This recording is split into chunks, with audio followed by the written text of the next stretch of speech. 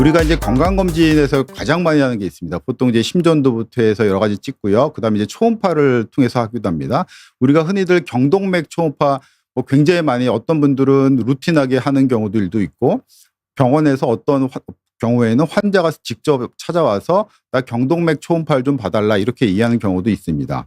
그래서 이 연구는 한 10년이 넘었죠. 한 2012년도에 자마 미국의 굉장히 명망이 높은 저널인데요. 거기서 이제 연구를 했습니다. 우리가 흔히 얘기하는 이런 프레임 리스크 스코어링이라는 게 이 정도로 해당되는 게 아까 제가 그 연구에서 심혈관 질환에 대한 중간 정도 위험에 해당하는 분을 해당한 연구였고요. 그 사람들한테 각각에 대한 심혈관 검사를 했습니다. 그래서 어떤 게 가장 그 사람의 심혈관에 대한 위험 평가를 잘할 수 있는지 그거에 대해서 해드를 했습니다. 사실은 요즘에는 헤드투헤드 스터디는 하지 않습니다. 이 헤드투헤드 스터디는 뭐냐면은 어떤 것과 어떤 걸 두 개를 비교해서 어떤 게 더 우월하다. 그러면 그렇게 되면 우월한 건 좋지만 이 연구에서 뒤떨어진 거는 사실은 되게 나쁜 영향을 주죠. 그렇기 때문에 요즘에 이렇게 연구를 하지 않는데 이 당시만 해도 이렇게 각각 항목에 대해서 어떤 게 심혈관 질환에 대한 위험을 더 잘 평가하는지에 대해서 각자 비교를 했습니다. 결과는 심장 CT, 최근에 이제 조영제를 쓰지 않고 심장 혈관의 석회화 지수를 보는 심장 CT가 있는데 이 방법이 가장 그 사람의 심혈관 위험의 평가를 할 수 있다 이렇게 보고를 했습니다. 결과 보시면은 우리가 흔히 알고 있는 심장 CT가 가족력이나 그런 hsCRP 이런 거와 함께 심혈관 위험의 평가에 도움이 된다. 하지만 우리가 흔히 알고 있는 카로티드 IMT 이게 이제 경동맥 검사거든요. 이거는 심장 CT보다도 우월하지 않다. 그래서 사실은 이미 십몇 년 전부터 해서 이 연구로 인해서 심장 CT가 굉장히 각광을 받고 있었고 경동맥 초음파의 위상이 많이 좀 떨어졌습니다. 하지만 경동맥 초음파도 가장 장점은 있습니다. 방사능을 쬐는 검사가 아니고 초음파를 이용하기 때문에 비침습적으로 환자한테 할 수 있는 장점은 있지만 이거 가지고 직접 이 검사를 통해서 그 환자의 어떤 심혈관 위험을 예측한다든지 그런 걸 하기에는 좀 제한이 된 것 같습니다. 그래서 최근 이제 한 3, 4년 전부터 신경과에서 어떤 연구가 있었냐면은 무증상인 환자한테 경동맥이 얼마나 좁아졌는지 이 좁아진 그런 어떤 협착의 퍼센트 가지고 그 사람이 뇌졸중이 얼마나 생기는지를 봤습니다. 보시면은 70% 넘었을 때만 이런 뇌졸중에 대한 위험이 증가가 됐습니다. 즉 우리가 건강검진에서 이제 많이 저도 이제 검진센터에 근무하다 보니까 그 경동맥 초음파를 굉장히 많이 하고 있습니다. 이런 경동맥 초음파 하다 보면 대부분 이제 뭐 경동맥에 플라크가 있다든지 아니면은 뭐 약간 뭐 내막이 좀 두꺼워져 있다 아니면 약간의 그 협착 스테노시스가 있다 이렇게 평가하는 경우가 있으면 환자분들은 굉장히 놀래서 뭐 약을 처방받기를 원하는 경우도 있고 아니면 더 상급 병원에 가기를 원하는 경우도 많이 있습니다. 하지만 이렇게 메타 분석한 연구를 보시면은 경동맥이 보통 70% 이상 협착 좁아져 있을 때만 뇌졸중의 위험이 증가가 된다. 그렇기 때문에 보통 우리가 나이가 들면 동맥경화는 어느 정도 생기는 거는 어떻게 보면 자연스러운 현상이고 나를 보호하기 위한 방법이 될 수도 있습니다. 그렇기 때문에 너무 겁내지 마시고요. 보통 이렇게 많이 70% 이상 좁아졌을 때는 당연히 상급기관에 가셔서 더 정밀한 검사가 필요하다 이렇게 이해하시면 될 것 같고 그 이하인 경우에는 현재 동반질환, 혈압, 당뇨, 콜레스테롤, 비만 이런 것들에 대한 관리를 철저하게 잘 해주시면 될 것 같습니다.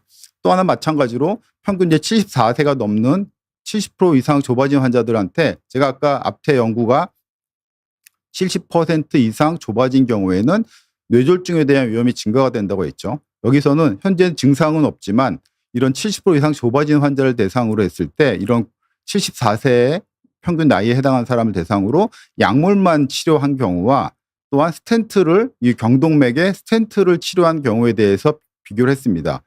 연구 결과는 이런 74세, 이제 70세 이상의 환자한테 70% 이상 좁아진 경우에 약물 치료한 경우와 어떤 경동맥에 스텐트를 넣은 경우에 있어서 예후에는 별 차이가 없더라. 그렇기 때문에 무조건 스텐트가 가장 뭐 골드 스탠다드한 이런 치료법은 아니라고 생각하시면 될 것 같습니다. 그다음 이제 심장 CT에 대해서 말씀드리겠습니다. 사실은 심장 CT는 굉장히 좋은 방법이지만 또 어느 어느 파트에서는 이거 뭐 그렇게 뭐 믿을 만한 검사냐, 직접 혈관을 직접 보는 게 중요하다, 이런 뭐 서로 맨날 뭐 병원마다 싸우고 과마다 싸우는 경우가 많이 있습니다. 하지만 어떻게 보면은 심장 CT도 이제는 여자들한테 유방 검사할 때 유방 촬영이라든지 유방 초음파 가장 골드 스탠드인 것처럼 이렇게 심장 CT 하나도 굉장히 그 사람의 예후라든지 위험 평가에 굉장히 도움이 된다고 거의 이제 결정이 난 것 같습니다. 우리가 흔히들 평가할 때 심혈관 질환의 위험이 이런 중간 위험 정도, 이 정도에 해당하는 사람이 대부분의 만성 질환 환자가 되고 대부분 병원을 다니고 있는 경우가 해당이 됩니다. 이런 환자들한테 우리가 스타틴, 우리가 콜레스테롤 약, LDL 콜레스테롤 떨어뜨리는 약을 언제 쓸지, 사실은 이거는 뭐 제가 보기에는 저희가 외래에서 환자를 볼 때 이렇게 10년 동안에 이런 심혈관 질환에 대한 위험이 생길 확률을 계산을 해서 이렇게 약을 주는 경우는 없습니다. 저희가 외래 볼 때 그 짧은 시간에 그 사람의 몇 퍼센트가 해당했는지를 보지 않죠. 대부분 감을 하기도 하고 이제 많이 경력이 쌓이다 보면 이제 느낌을 하는 경우들도 있고 뭐 그렇게 하는 경우도 있는데, 사실 여기서는 그러지 마라, 이렇게 우리가 평가했을 때 심장 CT 딱 찍어서 그 사람 심장의 칼슘 스코어링이 제로면은 이렇게 고위 중간 위험의 평가가 해당이 되더라도 스타틴을 쓸 필요가 없다, 이렇게 평가를 하고 있고요. 이렇게 위험도가 낮더라도 칼슘 스코어링에서 그 칼시파이드 플라크가 발견이 되면 스타틴 쓰는 것도 고려할 수 있다, 이렇게 얘기하고 있기 때문에 지금 사실은 저 같은 경우에는 환자를 볼 때 스타틴 쓸지 말지 고민할 때 저는 심장 CT를 굉장히 많이 촬영을 하고 있고요. 요건 사실은 우리가 폐암 검사할 때 저설량 흉부 CT처럼 방사능 피폭이 굉장히 작고 밥 먹어도 검사할 수가 있고요. 공복이 아니어도 되고 검사 시간도 한 3분 정도로 굉장히 짧습니다. 그렇기 때문에 굉장히 사실은 1차 의료에서 많이 할 수 있는 검사라고 생각을 하고 있습니다. 또 하나 이제 우리가 스타틴을 그러면은 뭐 진짜 뭐 무조건 좋으냐 나쁘냐 맨날 그 말들이 많이 있습니다. 하지만 스타틴은 저도 많이 쓰고 있다고 제가 아까 말씀드렸듯이 굉장히 좋은 약입니다. 하지만 저희들은 우리가 이런 평가 없이 단순히 LDL 콜레스테롤이 높다고 해서 쓰는 경우가 많이 있는 것 같습니다. 사실은 그래서는 거꾸로 얘기했을 때 그러면 스타틴을 써서 LDL 콜레스테롤이 떨어지면 그분한테 약을 계속 질주 말지, 이거에 대해서 고민을 좀 하는 게 필요할 것 같습니다. 스타틴을 우리가 쓰든지 혈압약을 쓰든지 당뇨약을 쓰든지 그 쓰는 목적은 명확히 있습니다. 그분이 심혈관 질환에 생길 수 있는 이벤트를 줄이기 위해서 쓰는 거죠. 예를 들어 그 사람이 50대에 심혈관 질환이 생기는 경우와 60대, 70대에 생기는 경우에 있어서 물론 이벤트가 생겼을 때 그 순간의 치료는 비슷하겠습니다. 하지만 그 나이에 따라서 그 사람의 삶의 질이 굉장히 달라집니다.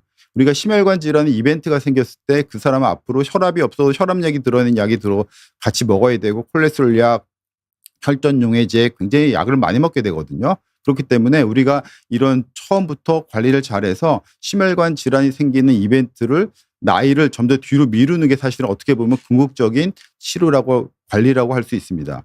이렇게 스타틴을 쓰는 이유는 저는 LDL을 낮추는 거는 2차적인 효과고 가장 좋은 거는 이렇게 루멘을 보호할 수 있고, 또 하나 재미있는 거는 우리가 요 안에 하얗게 보이는 게 이제 칼시파이드 플라크거든요. 우리가 동맥경화라는 거는 자꾸 우리가 좁아지는 걸로만 알고 있지만 사실 좁아지는 거는 동맥경화이지만 그거는 이벤트가 생기지 잘 않습니다. 문제는 이 내경 안에 여기서 빵 터져가지고 화산이 분화구가 되는 것처럼 빵 터져가지고 이 플라크가 여기를 딱 막는 경우, 그럴 때 우리가 이벤트가 생기는 경우인데, 이렇게 스타틴을 쓰게 되면은 이렇게 칼시파이드 플라크는 증가가 돼요. 즉 이렇게 계란 껍데기가 딱딱하게 그 리피드 코어를 싸고 있는 것처럼 스타틴을 쓰게 되면 이렇게 딱딱한 게 터지지 않게 막고 있는 효과가 있습니다. 그렇기 때문에 이벤트가 덜 생기고요. 또한 스타틴을 쓰게 되면 이렇게 넌 칼시파이드 플라크가 줄죠. 즉 우리가 동맥경화 플라크가 하얗게 돼서 딱딱하게 되면은 처음에는 그걸로 인해서 심혈관 질환의 위험이 증가가 되지만 시간이 지나면 오히려 너무 딱딱해지면은 동맥경화로 인한 터지는 거, 럽처된 파열을 막을 수 있기 때문에 심혈관 질환 이벤트가 덜 생긴다, 이렇게 이해하시면 될 것 같습니다. 이거는 굉장히 재미있는 연구고요. 이제 강북 삼성병원에서 한 16만 명을 대상으로, 우리나라 사람을 대상으로 연구를 했습니다. 사실 저도 건강검진에서 근무하다 보니까 사실은 환자를 볼 때 보통 이제 나이 드신 분들한테는 혈관계 질환에 대해서 평가를 하고 그쪽에 대해 예방을 치료를 하고 예방을 목적으로 하고 있고요. 젊은 사람들한테는 주로 저는 이제 뭐 암에 대한 뭐 10대암, 5대암 이렇게 암에 대한 걸로 인해서 접근을 하고 있는데 이 연구 결과는 굉장히 흥미로웠습니다. 16만 명 정도를 대상으로 한 5.6년을 봤는데 재미있는 거는 이렇게 심혈관 질환으로 인한 사망과 비심혈관 질환에 의한 사망을 봤을 때 우리가 심장 CT를 찍었을 때 보시면 심장 CT를 찍었을 때 젊은 사람 45세 이하의 사람들한테는 당연히 우리가 심혈관 질환에 대한 위험이 적겠죠.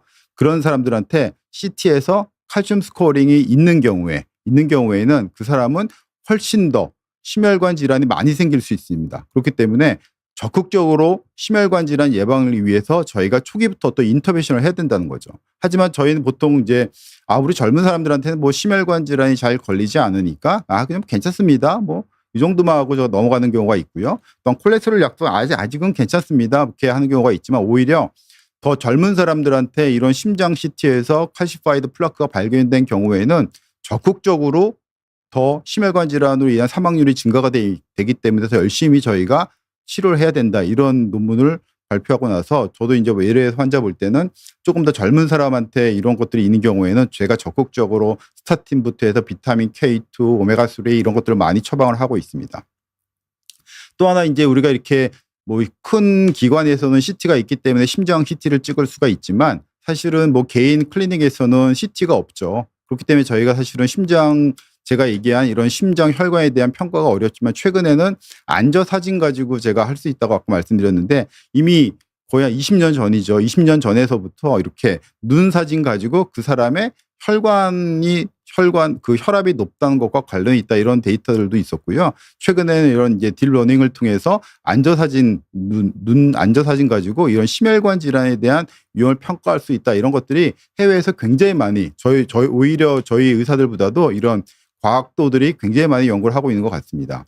그래서 최근에 이렇게 란셋이라는 디지털리스 헬스라는 이런 굉장히 높은 저널에도 이 안저 사진 가지고 그 사람의 심장 CT에 해당하는 칼슘 스코어링과 거의 동등한 심혈관 위험을 예측했다는 보고가 있었습니다. 보시면은 우리가 심장 CT에서 칼슘 스코어링이 없는 경우와 100까지 100 이상인 경우에 이렇게 심장 이벤트가 생길 수 있는 확률이 이렇게 증가가 되는데 거의 동등하게 이 눈 사진 가지고 이렇게 구현을 했습니다. 그래서 우리나라에서도 사실은 이렇게 이런 외국 논문에 의한 걸 바탕으로 해서 저희 나라에서도 이제는 이런 안저 사진으로 심장 위험 예측하는 게 나와 있고요. 현재 인정 비급여로 돼 가지고 뭐 개인 클리닉부터 해서 많이 지금 하고 있는 것 같습니다. 또한 제가 있는 노키즈 IM에 대해서도 이제 한번 연구를 해봤습니다. 진짜 우리나라 사람을 대상으로 눈 사진 찍은 것과 심장 CT와에서 심장 동맥경화 칼슘 스코어링을 봤을 때 이렇게 진짜로 칼슘 스코어링이 점점 100 이상, 300 이상인 경우에 이렇게 거의 AUC 커브가 0.86까지 해당이 되기 때문에 진짜로 요즘에는 눈 사진만 가지고도 AI가 그 사람의 심장 안에 칼슘 스코어링을 어느 정도 예측할 수가 있다. 이렇기 때문에 개인 클리닉에서는 CT 이용이 어려운 경우에는 이런 안저 사진만 가지고도 그 사람의 심장 질환의 위험을 평가해서 궁극적인 목적은 스타틴을 쓸지 말지에 대한 것도 평가를 할 수 있는데 굉장히 도움이 되는 것 같습니다. 이게 이제 보통 외래에서 이렇게 촬영을 하게 되면은 이렇게 그 사람의 안저 사진 가지고 굉장히 많은 이런 혈관들이 있는데 이런 거를 그 AI가 딥러닝을 통해서 스스로 막 해서 이렇게 평가가 나오면 이 사람의 이 정도 해당이 된다. 뭐 여건이 되면은 이분한테 심장 CT를 권할 수도 있고요. 그런 여건이 해당이 안 되면 그냥 뭐 동반 질환을 보면서 스타틴 같이나 비타민 K2, 오메가3 이런 것들을 같이 처방할 수가 있고요.